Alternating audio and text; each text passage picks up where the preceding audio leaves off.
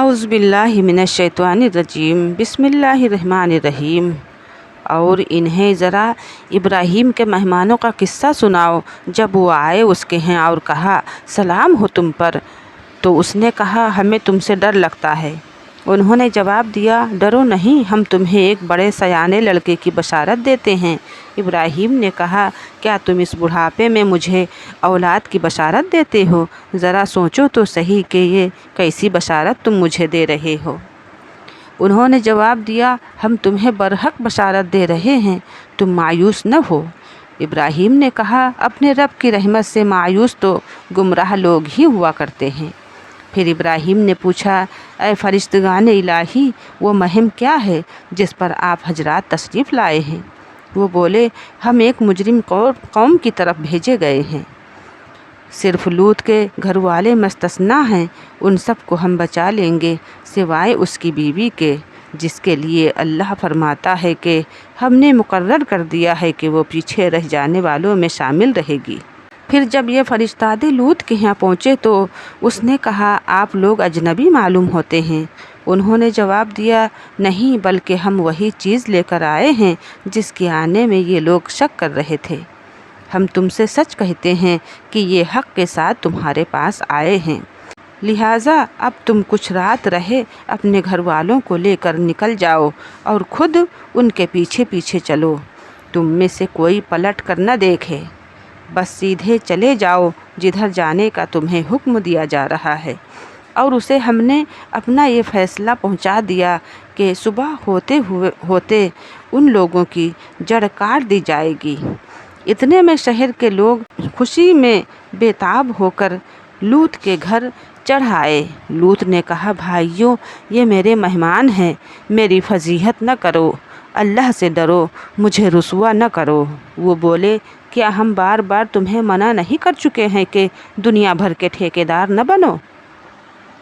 لوط نے عاجز ہو کر کہا اگر تمہیں کچھ کرنا ہی ہے تو یہ میری بیٹیاں موجود ہیں، تیری جان کی قسم اے نبی۔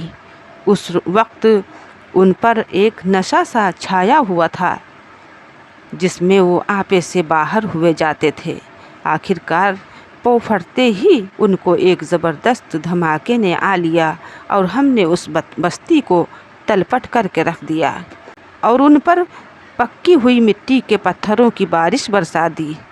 اس واقعے میں بڑی نشانیاں ہیں ان لوگوں کے لیے جو صاحب فراست ہیں، اور وہ علاقہ جہاں یہ واقعہ پیش آیا تھا گزرگاہ عام پر واقع ہے، اس میں سامان عبرت ہے ان لوگوں کے لیے جو صاحب ایمان ہیں۔ اور یکا والے ظالم تھے تو دیکھ لو کہ ہم نے بھی ان سے انتقام لیا، اور ان دونوں قوموں کے اجڑے ہوئے علاقے کھلے راستے پر واقع ہیں۔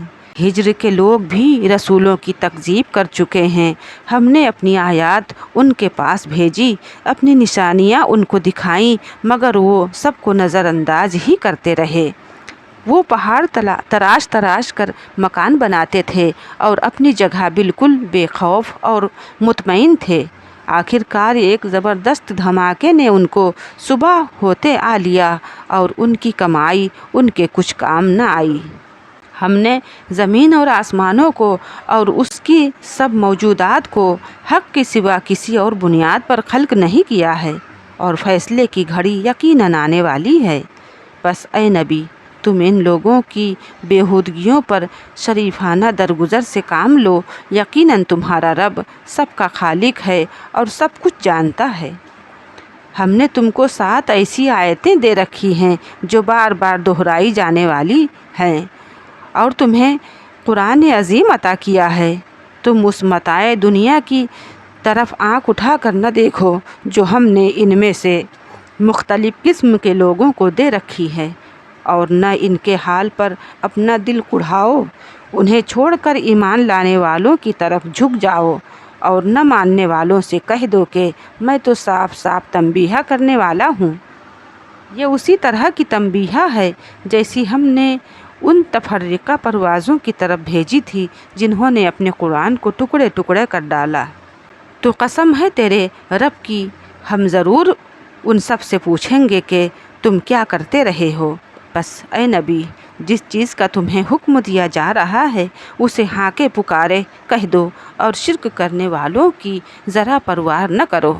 تمہاری طرف سے ہم ان مذاق اڑانے والوں کی خبر لینے کے لیے کافی ہیں جو اللہ کے ساتھ کسی اور کو بھی خدا قرار دیتے ہیں۔